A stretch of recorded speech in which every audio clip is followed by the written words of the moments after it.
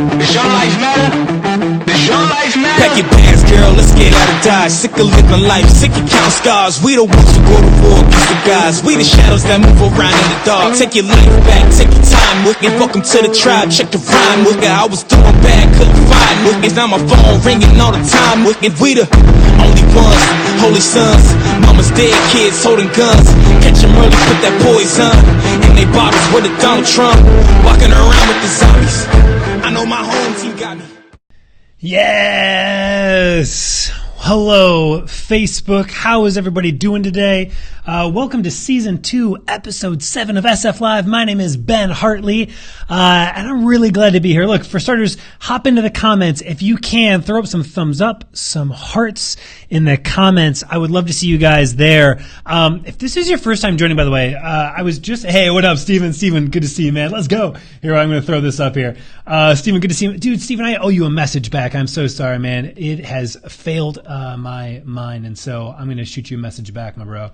You guys, thank you so much for being here. If this is your first time watching, let me know. Leave a comment. I was just recording a podcast, and I was recording the outro of the podcast, and I was thinking about this, and you may have heard me say this on the Six Figure Photography podcast, but the podcast is great. You guys get to hear, I get to interview somebody, but I love the dialogue that gets to happen here on live. And I was letting people know in the outro, like, don't just listen to the podcast, hop in here. And ask questions and communicate. Let me know what's going on. Say hi. I would love to say hi back. And so if this is your first time watching, Brittany, good to see you. Amy, good to see you. Sharon Carter is in the house too. Hi. Hey, Sharon. If this is your first time, let me know. I'd love to give you a shout out. Look, I've got a couple thoughts here that I'm going to riff off on, but I would love as well for this to be Q&A. I think no matter what I come to the table with on a live video, the opportunity is for questions to be asked, and so this is your chance to ask questions, okay? Q&A style, whatever you got, drop it in there in the comments. I'm going to see it and get a chance to reach out and just give you my perspective on it. And so go ahead and do that.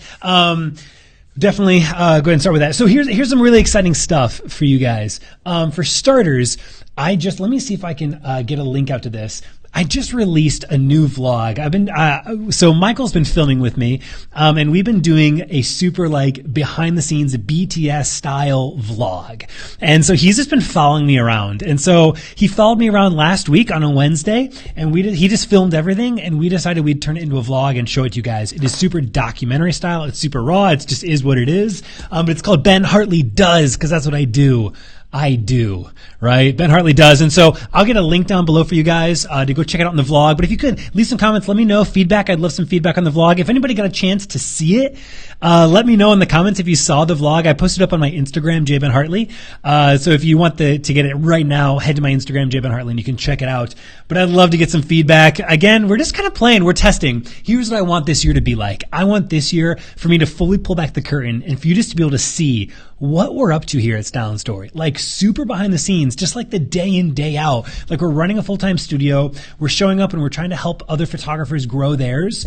And it's just kind of fun. It's super real. There's nothing polished about it. It's a lot of times raw and messy. And I think that can be really freeing. I think I think a lot of times we over romanticize somebody else's life. And I think it might even be just kind of neat to see like the studio space we're in. Like right now, this looks really legit for you guys, but the reality is I'm probably in a 10-foot by 8-foot box right now, and this particular angle just happens to look pretty dope because, well, we're photographers and that's what we do. Alicia, yes. Okay, so cool. Alicia says, of course I saw it. It's badass, man. Dude, thank you so much. I actually sent you a message about this earlier. What do you use for your videos for software? Alicia, what do you mean for my videos for software? Are you talking about editing? Like how are we editing professional videos? Give me a little bit more clarity on that. Are you talking about this setup here? Which videos are you talking about? And I will give you the answer. My guess is you're talking about editing on, for example, Ben Hartley Does or Heart to Heart, any of the YouTube videos. Give me a little clarity and I'll get you an answer back. Editing. Yeah. So Alicia, we're not using iMovie. Let me just throw up this real quick for you guys. Again, this is what I love. just dialogue happening between me and somebody else who does not live in Columbus, Ohio. Alicia, so we're using Adobe Premiere Pro to do all of our editing. You could use Final Cut. You could probably even get away with iMovie. But Premiere Pro is what we know. And the bonus is this. We're already on the Adobe, like the Creative Suite, the CC, Adobe CC. And I'm pretty sure like the whole suite, it's a part of it. And so we've got Illustrator, Lightroom, Photoshop, After Effects, Premiere. I think we've got everything. And so it's just kind of lumped right into that. But that's what we are in Adobe Premiere Pro. We're not really doing anything fancy with the editing. It's pretty like direct hard cuts and nothing more. So yeah, go check it out. Adobe Premiere Pro is what we are up to. Michael says this question: what kind of bear is best? There's polar bears, brown bears, black bears, but by far the best bear is a wet koala bear. Michael, thank you for asking that question. Look, oh man, there's so many great questions coming through. Okay, here's what I want to do. I'm going to hop into these questions. I'm going to let a few more come in, and I'm going to hop in there. I've got a great question from Amanda that I'm going to get to. Steven's dropping bombs with questions. Let's see here. Katie asked a question as well, so I'm going to get to you guys. Lisa, good to see you. But I want to talk about this real quick. Look, I titled this episode, Don't Settle. Please, you guys, do not settle. Let me riff and rant and yell at you for a hot second. You guys got to understand this. At Style and Story, we're winning.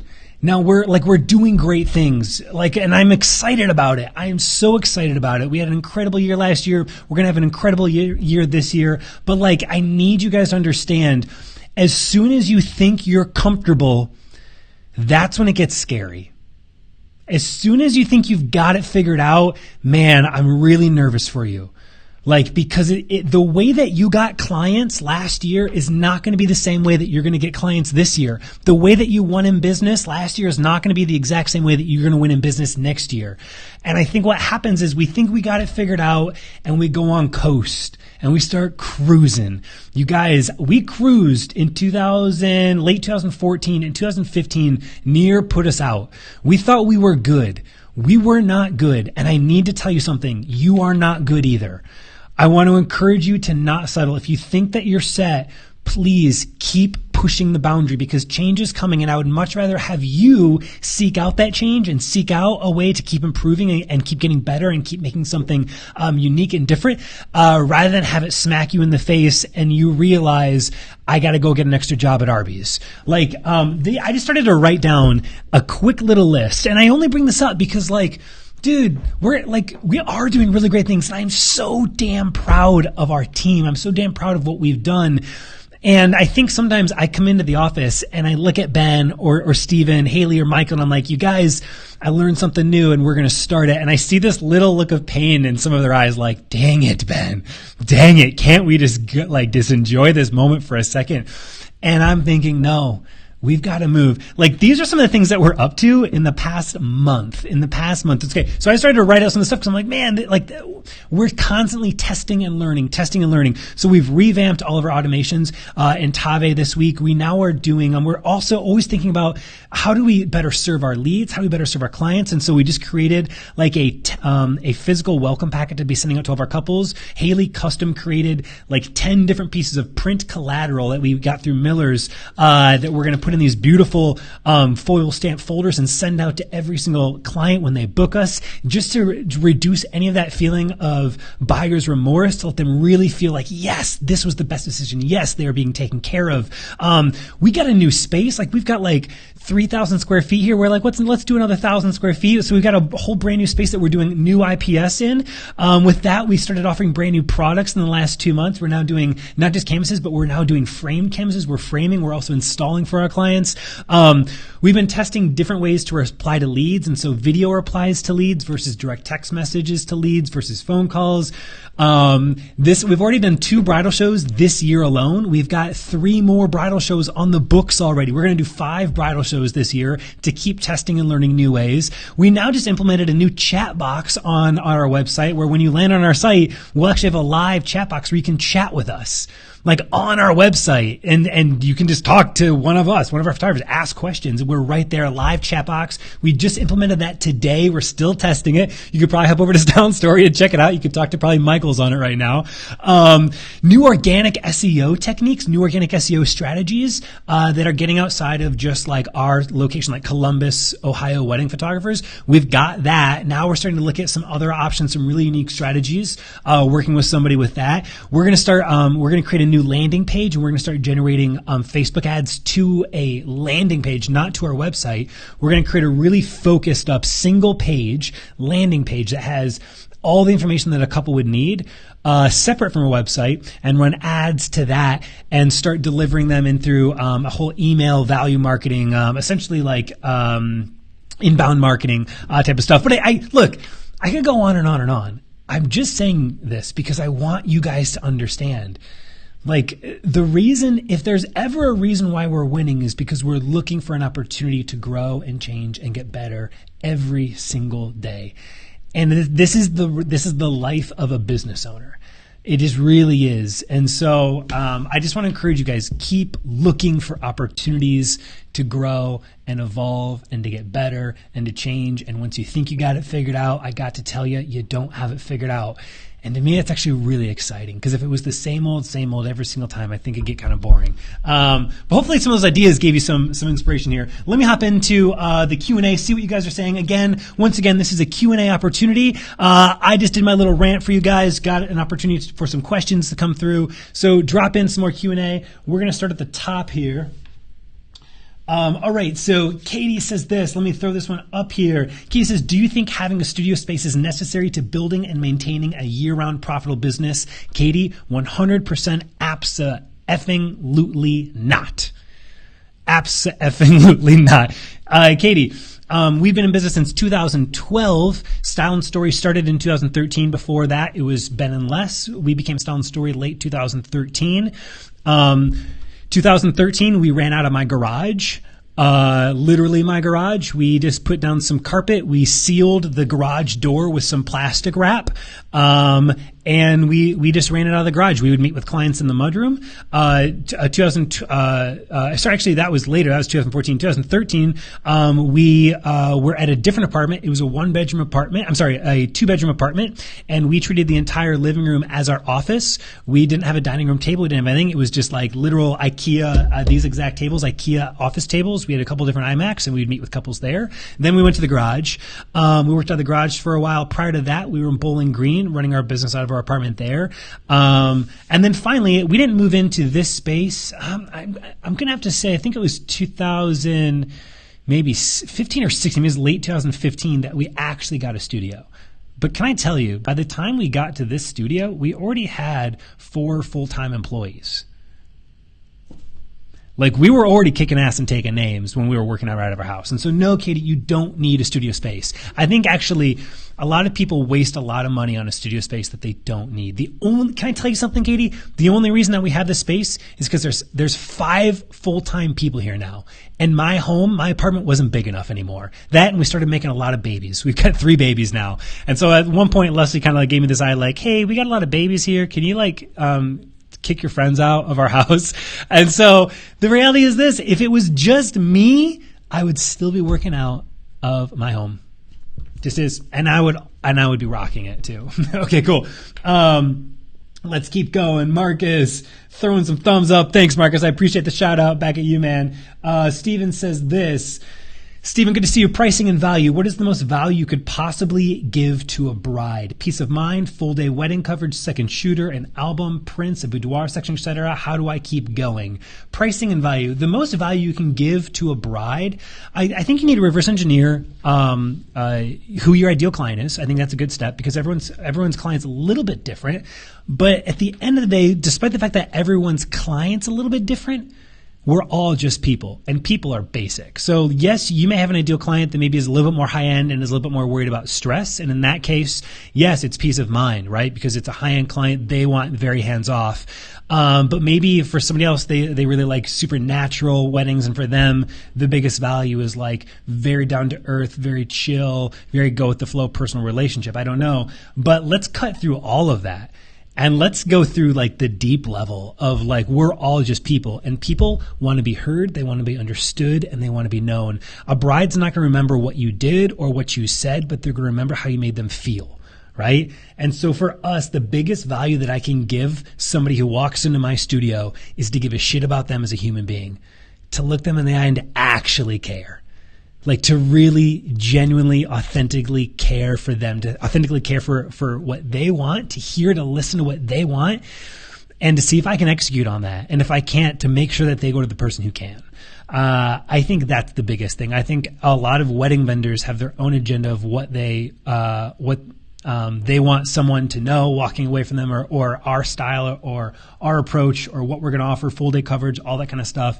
And I think at the end of the day, it's genuine human relationship will be far, far more valuable than any dollar amount, unless that dollar amount is a life-changing dollar amount. But at the end of the day, if it's $100, it's not going to matter. That's my thought to that. And that just means, Stephen, actually connecting with people and to actually care. It takes a deep empathy to genuinely believe that people are more important than your business. And showing up with that type of mindset, I think it's the most important thing. I really do. Okay, let's keep going.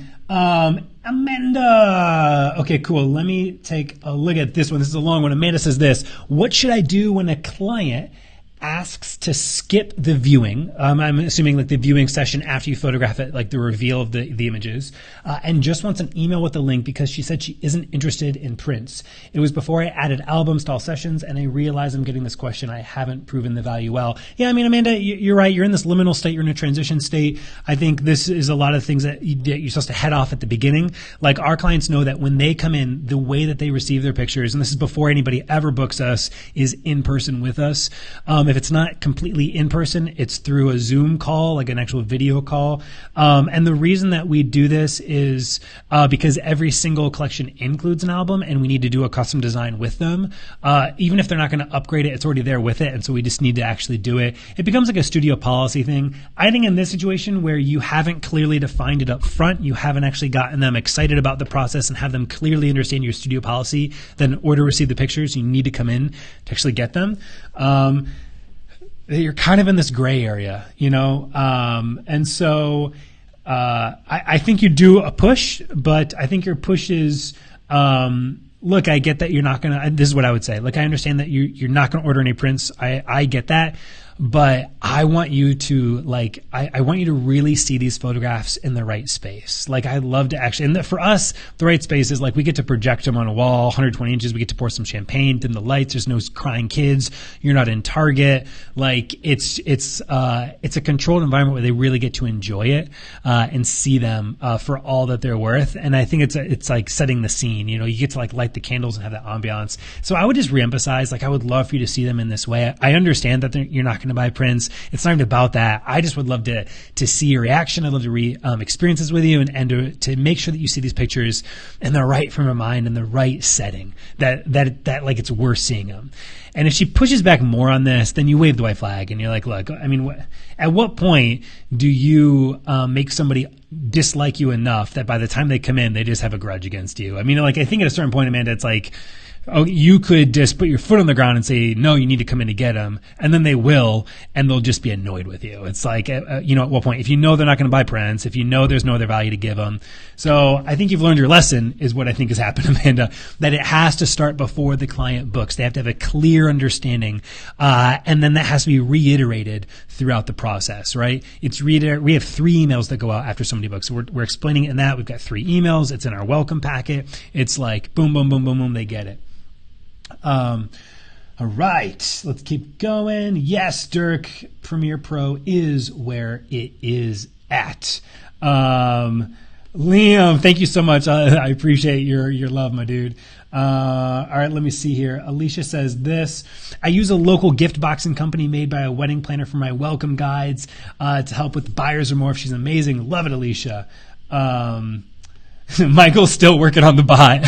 I know, Michael. Here's the thing that I want you guys to know. We don't have to, you guys, I want you to understand something. The chat bot, please get this. The reason that we're winning is because we don't add time to our decisions. We just learned about this whole chat bot thing today. I left for an engagement session and we're like, hey, we're going to figure this out and we're going to make a live and we're going to do it. And so we're in the middle of working on it, but I have no problem that it's out there right now and it might be broken, but at least it's there. Everybody else overthinks it all and you guys sit there and you think about a chatbot, but what would that be like? I don't know. What should it say? I don't know. What if somebody asks a question? I don't know how to answer it. Maybe I'll get around to it next week. And like, we're going to figure that out as we go, but we're going to start it today. Right? We're going to start today. So, Michael, you are still working on it, and I appreciate the hell out of you. Keep working on it. All right, cool. Let's see this. Cade says this. By the way, you guys, I got 5 more minutes, and then I've got to leave because I got to go take care of my babies. Cade says this. What are your thoughts on a shared studio space, creating one versus joining one? I have a lot of ideas of things I want to do, just not sure where to start. Love it. Go do a shared studio space. I think it's amazing. It's me because it might not be practical for you to get a whole new space right now, but go do even our space that we have here is pretty much like a co-work space. Like we do have some division, but like right across the hall, like literally across the hall is like a nonprofit. Then the other hall is like a ministry, and the other hall there's like a staging company. So like go do a shared studio space, rock that. If that's what it takes, go do that. Nothing's holding you back. Yes. Katie says, thanks for the answer. And yay, Bowling Green. I live there too. That's awesome. Okay, cool. I'm going to do this last question. Then I've got a bus. I've got to get home, beat the traffic. Ariel, thanks for being here for starters. Says this, how do you tell previous clients that you're switching to in-person sales? Great question. And try to convince them that it will be worth it. I'm having a hard time transitioning previous clients to my next step and new program that I'm about to launch, IBS. None of them seem to be super excited about the switch. Ariel, at a certain point, you have to make it. I think right now you're in the state where you're having a hard time transitioning from previous clients. My guess is you're in portraiture, is what it sounds like, and so these probably aren't wedding clients. These are probably portrait clients that are reoccurring clients. If that's clear. I think what you have to do is you've got to prove the value. And there may be a reality that look, you're the business owner. There may be some people that kind of fall into a gray space, where look, you just go and you make the switch right now. But for people who do have a pushback and there is this state where you've got this huge built up relationship, right? I'm just riffing with you right now. They've got this huge built up relationship. You still do everything IPS just like you normally do. You still bring them in. You still show them the value. You bring them to the studio and show them the images on the wall and show them how powerful it is. And the way that you do this is you buy your own prints. I think the way that you convince people that it's worth it is you go do it. You go spend the money and go hire a photographer and do IPS with somebody else, and you go buy prints and put them in your home. And you explain to them, this is why I'm doing it, because it changed my world when I sat down with a photographer and I didn't have to do anything. They took care of me, and now on my wall is this beautiful photograph of my husband and I, or my kids and I, or whatever it may be. And this image right here is something it's not just a print. This is like a piece of furnishing. This is like decor in my home. And so it's like, I love coming into my space because my home is more beautiful now, but also this is like an heirloom. This is something that my kids are going to hold. And it's made me appreciate these photographs and this moment in life far more than I ever did before. And because of this, I want my couples to experience this too. Now I understand that we did something different in the past where I just gave you a disc and I had you deal with it all. Look, I still am up for it, and I don't want you to have those digital files. I think it's important for archive, but I also don't want to leave it to chance. I don't want to leave it to chance that they're going to get printed. I want to make sure that these images get printed, and I want to help you do it. Not only that, but I'd like to make it even more just off your plate. When we make these prints, these canvases, these frames, these mats, whatever it is, I want to come by your place and actually install it for you. I think it'd be so cool that you don't have to worry about anything. Because I think one of the barriers for print for some people is then I got to hang it, and it's kind of a nuisance. I don't have time because of all my kids. So I actually want to come by and actually would love to install this for you and have it done professionally. But I think it's a conversation. It's you recognize that what they had was different. But what you've seen a greater value in. And I don't think, I talked about this in the mastermind group. I don't think you overemphasize the digital files. I think once we put so much focus on the digital, we like hypercharge it. And it's like telling a kid that they can't have something. And when you tell the kid they can't have the cookies in the cookie jar, all that kid wants is those cookies in the cookie jar. And so acknowledge that, hey, there's these digital files. I know you were in a different process. I still want you to have them. Still do that for these people maybe, right? But acknowledge it in terms of a different value. Instead of like, I know that you've always had the pictures and you've always done your own prints and you're not interested in buying other prints and you've always got them from someplace else, but I want to make sure that they're professional images, that they're properly color graded. I think you're hitting on the wrong thing. If you're focused on that stuff, I think you tell them, look, I know that you've had the digital files and I still want you to have them. But we all know this. Like, I want you to have them because they're a great backup. I want you to have them because they're good for archive. I want you to have them in case you do want to share them on social media. But at the end of the day, I know how powerful it is to have print in your hands because of the shoot that I did and these images that I see in my house, and I want you to have something better than that. And so the first time you see your pictures, you're going to come by, and I'd love to actually mock something up. You don't have to get it. Like, I just want you to see the possibility of how awesome this can be because I've seen it in my own life, right? I think maybe it's that. I think it's that transition. Ariel, good luck. It's scary. But you have to step out. I think you really do. It won't happen unless all of your clients will be stuck in this stage unless you flip the switch. You've got to flip the switch. All right. You guys, I appreciate you. It's 3:55. That means I've got 5 minutes to pack up my stuff, get home, and see you guys. By the way, Steven, I appreciate you, dude. Give me a shout out on Booked. Such a great course. Thanks for pouring your heart out and soul into it. Dude, I really appreciate it, dude. Steven, I'm glad you got it. I'm glad you checked it out. I've got a lot more updates coming here in the coming months on Booked. It's essentially the entire playbook that we use to fill up our calendar to book us up. And to the point where we got 5 photographers kicking it here. So thank you, Steven. I appreciate the shout out. You guys, go to YouTube. Go ahead and check out Ben Hartley Does, new on the vlog. If you don't know my YouTube channel, I'll drop it down below. Thank you for being here. Don't settle, everybody. Bye.